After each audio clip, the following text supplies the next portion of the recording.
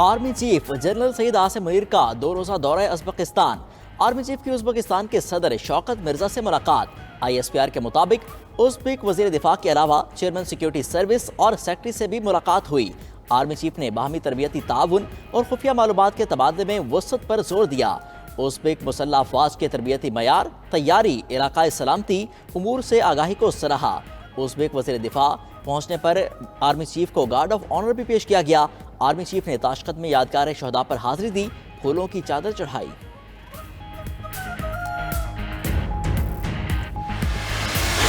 फौज अपनी हुदूद से मामूली सा भी तजावुज़ नहीं कर रही। निगरान वज़ीर आज़म अनवारुल हक काकर की गैर मुल्की मीडिया से गुफ्तगू।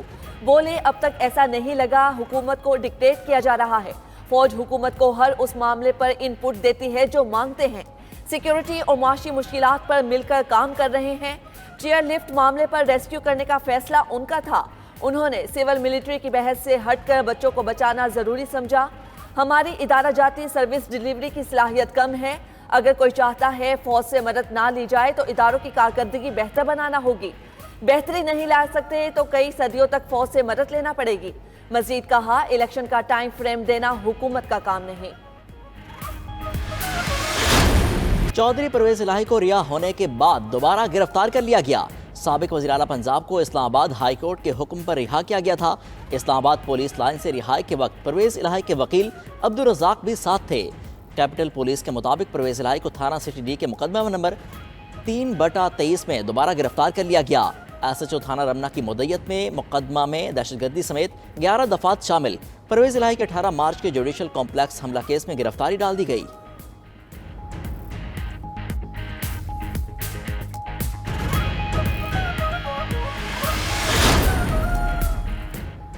इस्लामाबाद हाई कोर्ट ने साबिक वजीर आला पंजाब परवेज इलाही को रिहा करने का हुक्म दिया।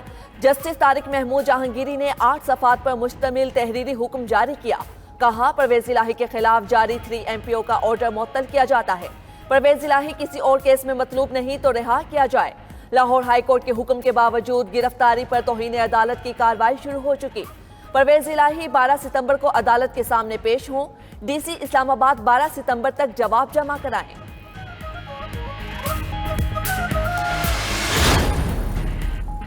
लाहौर हाईकोर्ट का चौधरी परवेज इलाही को आज पेश करने का हुक्म। परवेज इलाही को हब्स से बेजा में रखने के खिलाफ दरख्वास्त पर समाअत हुई। जस्टिस मिर्जा वकास ने इस्तफसार किया, किस अथॉरिटी के तहत परवेज इलाही को इस्लामाबाद ले जाया गया। एडवोकेट जनरल ने बताया, परवेज इलाही की नजरबंदी का हुक्म मुअत्तल हो चुका। अदालत ने रिमार्क्स दिए, नया हुक्म जारी नहीं कर रहे, पुराने पर अमल की बात कर रहे हैं। अगर किसी को पुराने हुक्मनामे पर एतराज है तो उसे चैलेंज करे।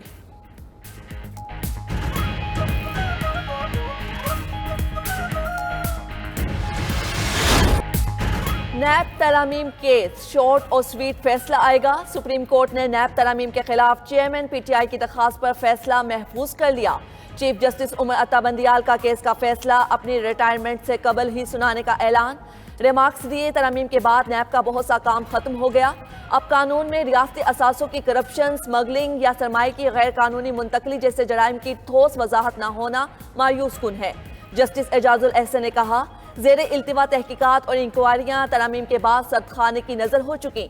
अरबों रुपए के केसेस फरीज करके हाथ खड़े कर दिए गए। ऐसा नहीं पार्लियामेंट जो चाहे कर दे। जस्टिस मंसूर ने रिमार्क्स दिए, ऐसा नहीं है नैब से मुकदमात खत्म होकर मुल्जिम घर चले जाएं। आला अदलिया के जजों को नैब कानून में इस्तिस्ना नहीं है।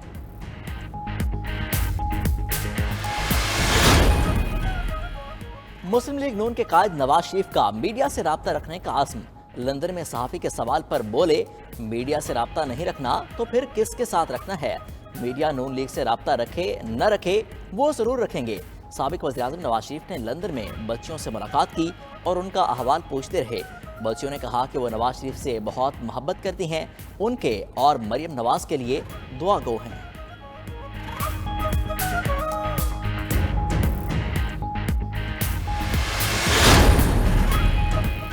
इलेक्शन तक PTI का खैबर पख्तूनख्वा से सफाया कर देंगे, परवेज खटक का दावा। तहरीक इंसाफ पार्लियामेंटेरियन के सरबराह का नौशहरा में कारकुनों से खिताब। बोले, चेयरमैन PTI कहते थे किसी के जाने से फर्क नहीं पड़ता, लेकिन वो बताना चाहते हैं उन्हें फर्क जरूर पड़ेगा। जिन लोगों की वजह से PTI ने हुकूमत बनाई थी, आज वो तहरीक इंसाफ पार्लियामेंटेरियन में शामिल हैं।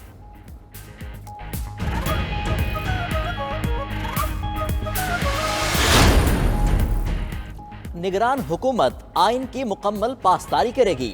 वजीर इत्तलात मुर्तज़ा सोलंकी कहते हैं, निगरान हुकूमत के पास लामहदूद इख्तियारात नहीं, अपने इख्तियारात से तजावुज़ नहीं करना चाहेंगे। निगरान हुकूमत ने अपने किरदार से साबित किया कि कोई उसका फेवरेट नहीं। तमाम जमातों के लिए बराबर मौके यकीनी बनाना इलेक्शन कमीशन का काम है।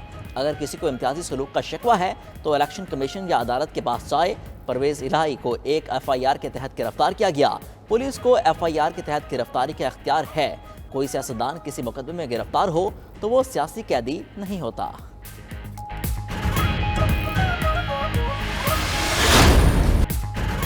चीनी की कीमतों में इजाफे की वजह लाहौर हाई कोर्ट के हुक्म इम्तिना है। चीनी की कीमतों में इजाफों पर खुफिया रिपोर्ट पंजाब हुकूमत को पेश।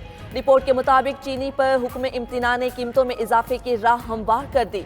भत्ताखोरों के साथ मिलकर शुगर मिल्स और सिट्टाबाजों के जरिए नाजायज मुनाफा कमाया जा रहा है। क्रशिंग सीजन के दौरान मुल्क में 7.73 मिलियन मैट्रिक टन चीनी पैदा हुई। पंजाब के ज़खायर मरबूत खित्ते की ज़रूरियात को पूरा करने के लिए काफ़ी थे।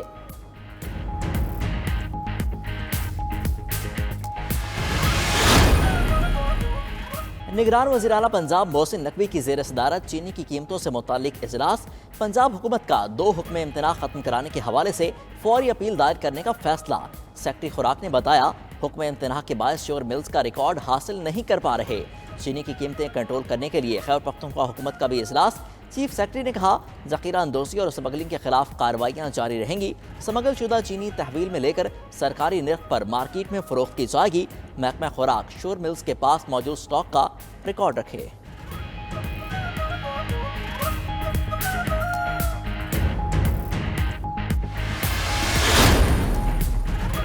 तमाम सियासतदानों और कारोबारी शख्सियात की शुगर मिल्स की मॉनिटरिंग शुरू। FBR ने तमाम शुगर मिल्स की सेल्स और स्टॉक का रिकॉर्ड मुरतब करने के लिए मॉनिटरिंग टीमें तैनात कर दी। FBR की टीमें शुगर मिल्स में गैर मुअय्यना मुद्दत तक मौजूद रहेंगी। FBR की टीमें सेल्स टैक्स चोरी रोकने के लिए डेटा मुरतब करेंगी। दूसरी जानिब वज़ीर आज़म की ज़ेर सदारत इजलास में स्मगलिंग की रोकथाम पर गौर। वज़ारत तिजारत ने वज़ीर आज़म को स्मगलिंग के सद्देबाब की हिकमत अमली से आगाह किया। कस्टम्स हुकाम को गैर मुनज़्ज़म सरहदी रास्तों पर निगरानी का निज़ाम कायम करने की हिदायत।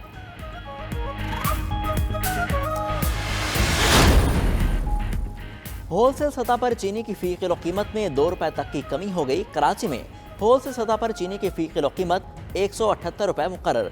एसोसिएशन के मुताबिक कराची में रिटेल सतह पर चीनी की कीमत 185 रुपए फी किलो है। होलसेल कीमत में कमी के साथ रिटेल कीमत में भी कमी का इम्कान है। कराची के बास इलाकों में चीनी की 200 रुपए फी किलो में फरोख्त जारी। सिंध के मुख्तलिफ अजला में चीनी 180 से 190 रुपए फी किलो तक दस्तियाब। कोयटा में फी किलो चीनी 220 से 230 रुपए किलो में फरोख्त होने लगी। पेशावर में भी चीनी 190 रुपए किलो को मिलने लगी।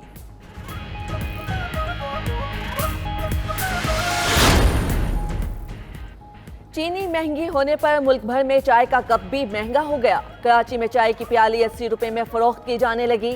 इस्लामाबाद में चाय का कप 80 से 100 रुपए में फरोख्त। मुल्तान में चाय का कप 50 से बढ़कर 70 रुपए का हो गया। कोयटा में होटल मालिकान ने एक कप चाय की कीमत 80 रुपए मुकर्रर कर दी।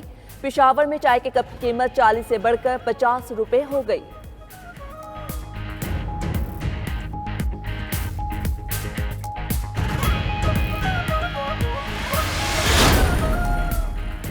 पीपल्स पार्टी के चेयरमैन बिलावल भुट्टो जरदारी से साबिक वजीर आला सिंध मुराद अली शाह की मुलाकात। सिंध की सियासी सूरत हाल पर बातचीत।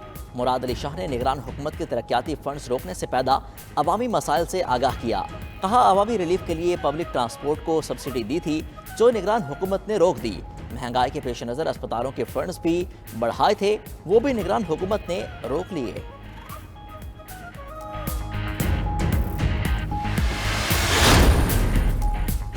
अमीर जमाते इस्लामी सिराजुल हक का कहना है कि पाकिस्तान में रोशनी की बजाय अंधेरे, रोजगार की बजाय बेरोजगारी है। अदालतों में इंसाफ नहीं मिल रहा।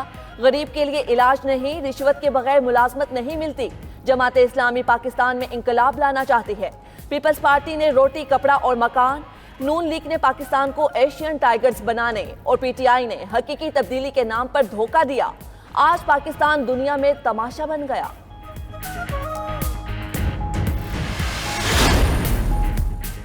सिंध में अगली हुकूमत MKM और GDA बनाएंगे। मुस्तफा कमाल का MKM और GDA रहनुमाओं में मुलाकात के बाद दावा। कहते हैं सूबे में 15 साल से पीपल्स पार्टी की हुकूमत है। पीपल्स पार्टी आज तक साफ पानी नहीं दे सकी। सिंध में लोगों को अगवा किया जा रहा है। बार बार कर्ज लेकर मुल्क को नहीं चला सकते। मुल्क में साफ शफाफ इलेक्शन नजर आने चाहिए। निगरान हुकूमत की ब्यूरोक्रेसी को गैर जानिबदार नजर आना चाहिए।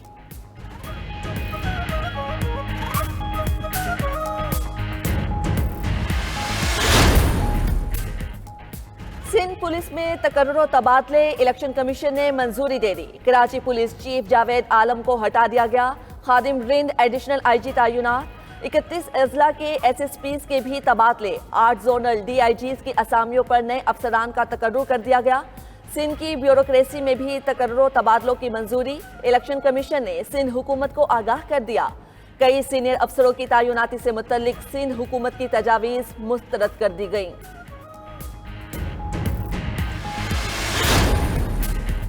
मुल्क में अमन व अमान का कयाम हुकूमत की अव्वलीन तरजीह है।